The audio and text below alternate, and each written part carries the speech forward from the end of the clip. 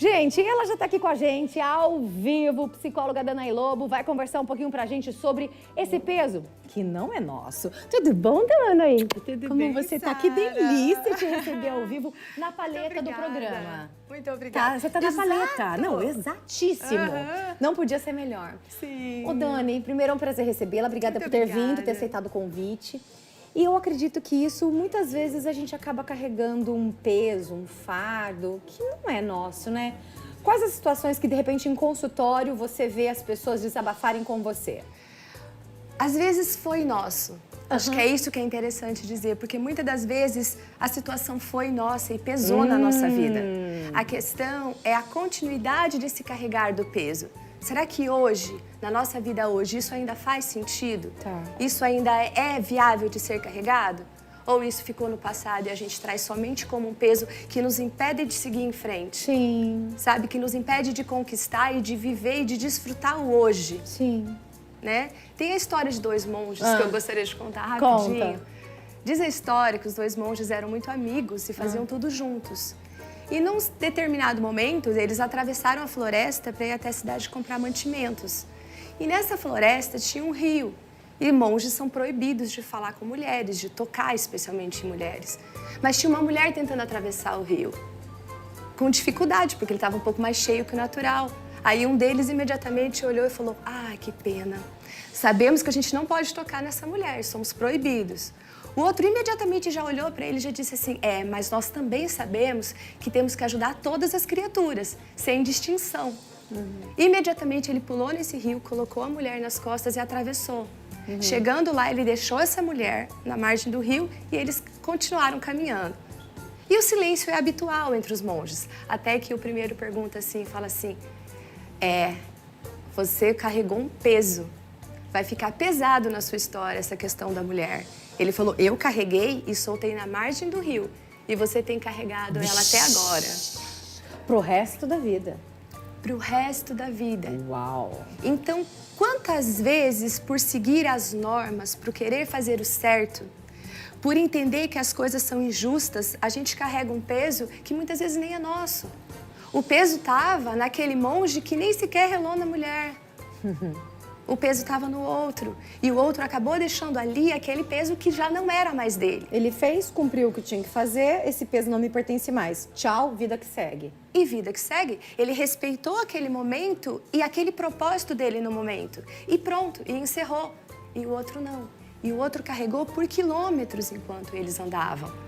Então, o que, Sara, hoje a gente carrega que já não existe mais? Traduzindo para nossa vida, o que a gente carrega que, em questões práticas, que não precisa mais? O quê? O quê?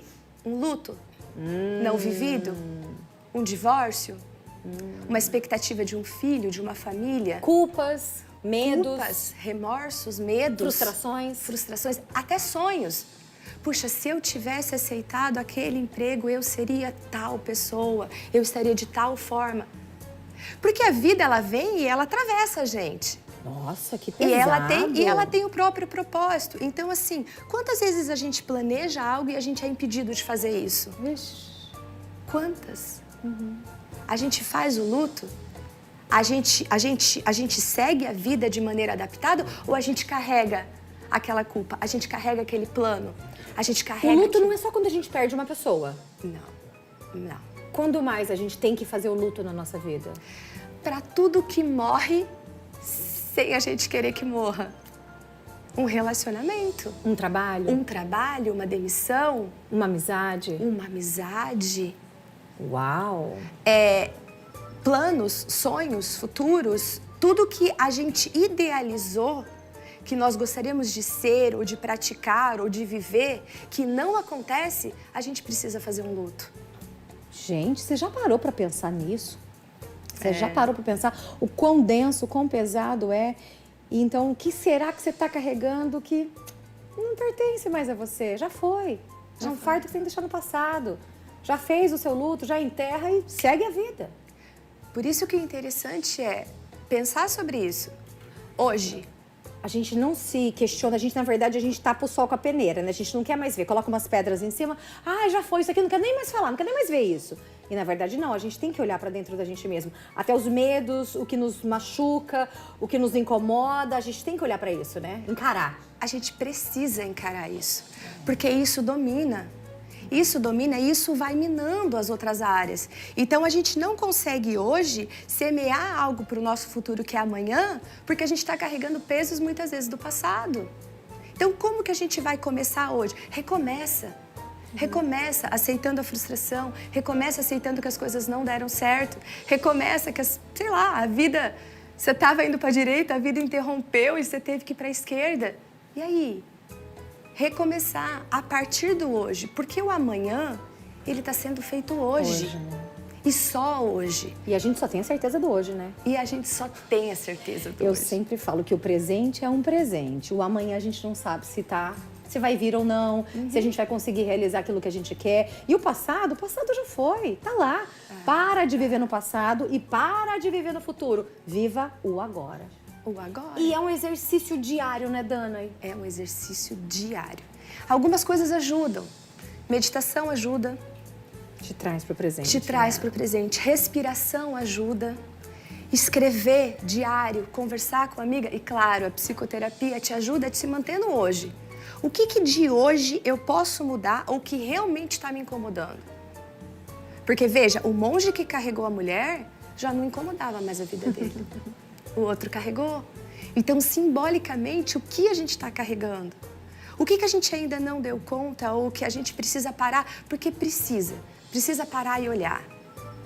Precisa chorar, precisa ter raiva, precisa sentir as emoções daquilo que não foi vivido. Porque é só dessa forma que a gente consegue transpassar e, então, a partir disso, recomeçar.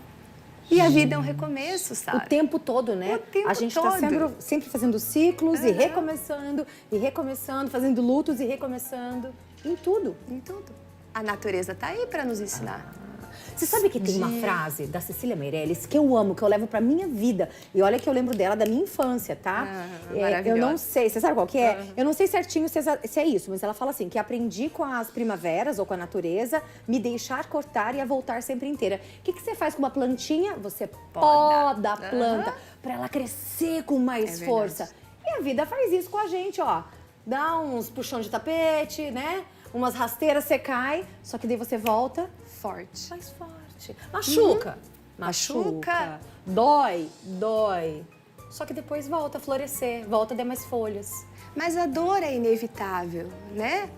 A gente normalmente escolhe se é a dor de encarar aquilo ou se é a dor de manter aquilo guardadinho por muito tempo. Daí é o sofrimento, né? Que é opcional. É o sofrimento. E aí onde a gente pode despertar várias doenças emocionais, como a depressão, como a gente está ligado muito no passado, ou a ansiedade, quando a gente está muito no futuro e de qualquer forma a gente não está no presente, a gente não está no agora.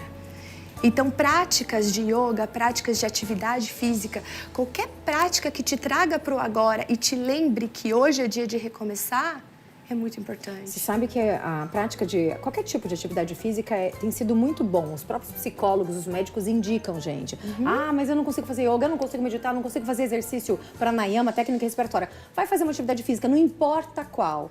Aquela que você tem que estar concentrado pensando, seja musculação, beach tênis, futebol, o que você quiser. Né? Você já libera hormônios que dão aquela sensação de prazer e você tá ligado no momento. Você tem que estar concentrado para poder fazer, senão você não consegue. Então você vai desligar. E isso vai também te curar, preencher lacunas. É fantástico, né? Fantástico, porque nem sempre a gente precisa ficar revivendo. Porque a nossa cabeça faz um ciclo de ficar revivendo aquilo para encontrar uma saída para o hoje. E a saída muitas vezes está em deixar ir. Ah, mas por que morreu? Mas por que acabou? Mas por que eu fui demitida? Mas o que eu fiz? A nossa cabeça tenta encontrar algo racional para justificar essa angústia. Quando, na verdade, muitas das vezes a gente só tem que deixar quieto. Uau! 43 999520380, recebendo Dana Lobo aqui, psicóloga, falando sobre isso. Você tem alguma dúvida? Você tá preocupado? Você ficou, meu Deus, com isso na cabeça? Manda o WhatsApp pra mim. Vem sentar aqui comigo, porque já estão me fazendo pergunta aqui no meu ponto. Opa! Perguntaram assim, e pessoas que repetem padrões, que voltam a cometer os mesmos erros e voltam a sentir culpa. E aí? Ah, isso é tão clássico. Eu acho que todo mundo faz isso. Todo mundo Repetir faz padrão, isso. quem não faz? Enquanto a gente está repetindo, tem algo que a gente não viu ainda. Tá. E é esse algo que faz a gente repetir esses padrões. Como que a gente vê? Quando a gente olha para isso sem um julgamento moral. Ah, eu não queria fazer isso, ou isso é errado, isso é certo, isso eu não deveria fazer. Peraí, por que eu estou repetindo a mesma coisa? Aí sim, busca uma terapia. Tá. Amigos são terapêuticos, pets, naturezas. Por que eu estou repetindo? O que me mantém nesse ciclo que de alguma forma eu estou tendo ganho? O vitimismo é um ganho social gigantesco.